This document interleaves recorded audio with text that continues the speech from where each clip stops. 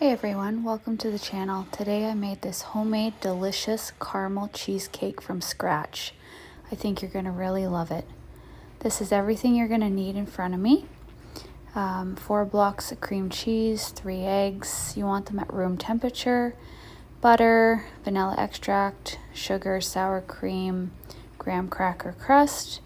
It comes together really good. I can suggest if you make the cheesecake the day before and let it sit overnight in the fridge. Making the caramel sauce the next day is probably your best bet. I used about 1.5 cups of the graham crackers. I got the honey kind, and I just crushed these up here. You can use a food processor or which way you like, just making them into crumbs. This only takes a few minutes, and I got those crushed up. I made this cheesecake to take to a friend's house. They really loved it. It was fabulous. So I'm just taking my bowl there and adding it in. I just kind of measured roughly just to see how much I really had, but it was about 1.5 cups. And then I took my sugar, just your plain granulated sugar, just about 1/4 cup of that into the crust, and about 5 tablespoons of the butter melted, just about 1/4 cup, I'd say, if I had to guess. Just melted that in the microwave for about 30 seconds or so.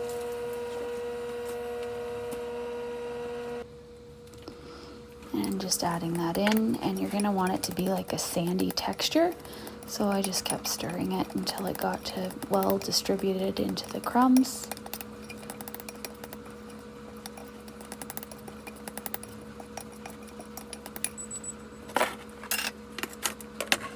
And you want your springform pan. A trick here is take your parchment and then put your pan back together and then just trim the sides, just so it doesn't stick to the bottom and you have an easier way of getting it off later.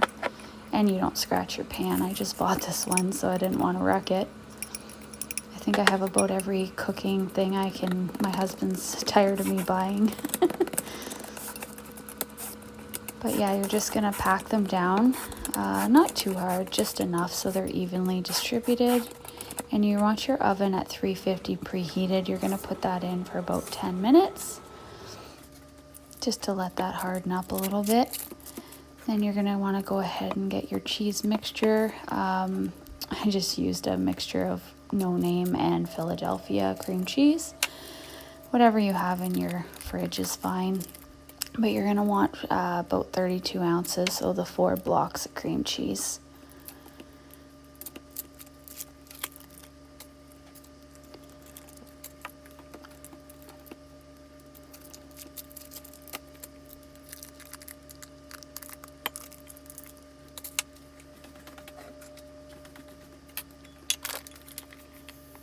And then about 1 cup of sugar, just your white granulated again. And then about 1 cup of the sour cream. Any kind you have is fine. I love Daisy sour cream, it's my favorite. And a splash of vanilla. 2 teaspoons of the lemon. I didn't have fresh lemon, so I just used that. And 3 room temperature eggs.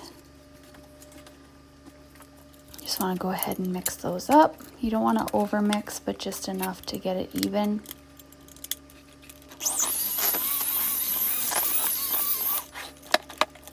Found this bowl wasn't big enough, so I did my best, but next time I'll use my bigger bowl. You forget how much cheese you're adding, really. With the cream cheese, it adds up.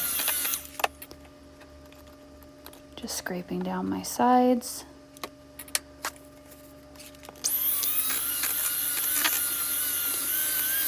Want to get it pretty much smooth if you can.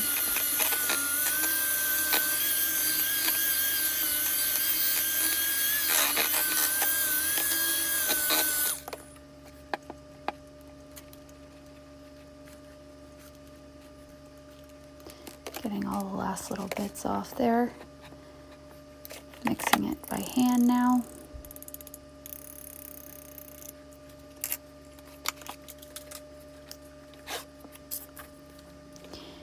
And my crust turned out really good, just adding that in. You want to add it in a most even layer as possible.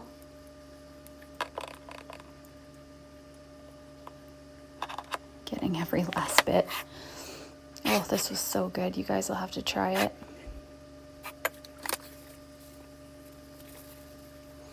Just scraping down my edges there and wiping them clean so they don't burn too much.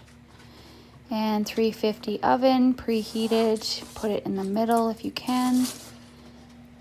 And it's for an hour, and then you want to leave it in there and turn the oven off for an hour, and then I let it cool on my counter for a few hours and put it in the fridge overnight. So it's quite the long process, but trust me, it's worth it. So I just scraping down the edges with a butter knife here from my springform, just so it doesn't stick and rip. Just going gently, as slow as I can, and just opening that up. A little difficult to get off, but not too bad. There, that looks so beautiful.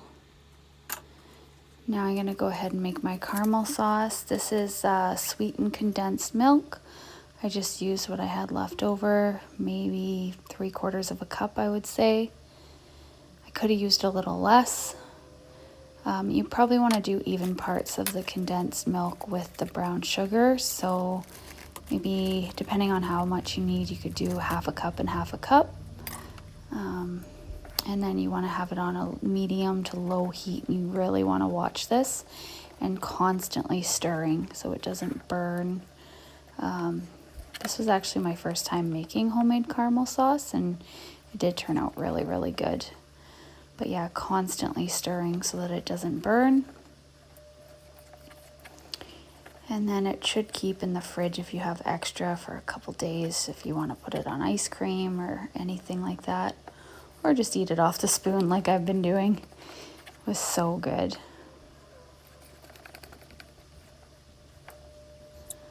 Yep, just watching your heat, and I'd lift the pan off the burner if I needed to cool it down quicker.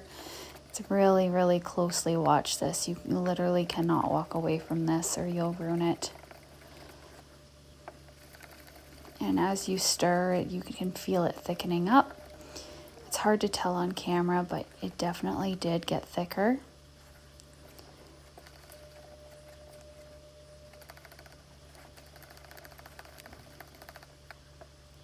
It took about 5 to 10 minutes of constant stirring. It's hard to tell there, but it definitely did thicken up.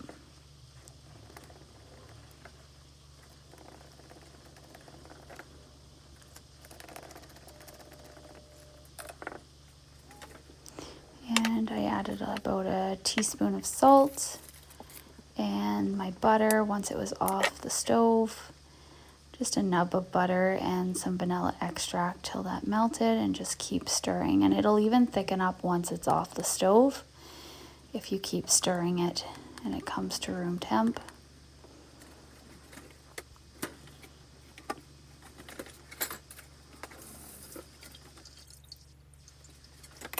I went to get a spoon just so it's easier to drizzle. Another tip too, if you don't want it so thick of the caramel on top, you could use a toothpick just to drizzle it on top as well. That's the best part, just back and forth. You can do any design. You could have poured more on top to cover the entire surface of the top of the cheesecake. Honestly, anything you want to do, you could drizzle it off the sides. As much caramel as you'd like, really.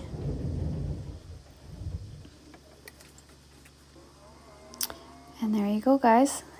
All done. It tasted amazing, and I hope you try out this recipe. If you'd help out the channel and like and subscribe and hit that notification bell, I'd greatly appreciate it. I hope you're enjoying my content. Thank you.